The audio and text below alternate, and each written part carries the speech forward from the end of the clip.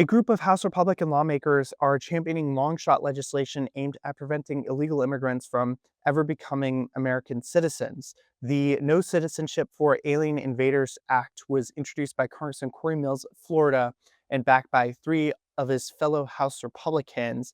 The measure is a pretty skinny bill, about 2 pages long, and it doesn't feature any of the specific mechanics about how its policy would be enforced, such as whether or not the government would maintain some sort of database or system to track illegal immigrants in order to enforce it in the future. Instead, it simply modifies existing law to stipulate that anyone who enters a country illegally will be prohibited from being naturalized as an American citizen. By proponents of the measure argue that this will deter people from entering the country illegally in the future.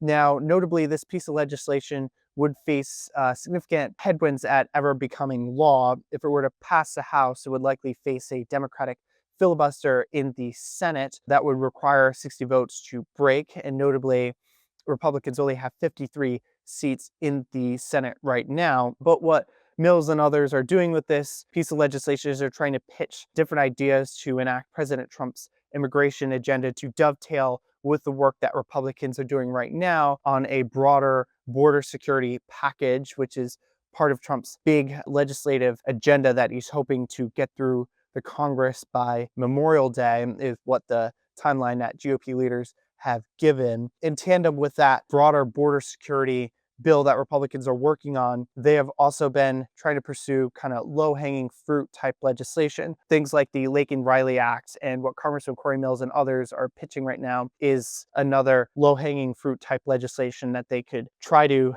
pass as well. For more stories just like these, be sure to subscribe to the New York Post right here on YouTube.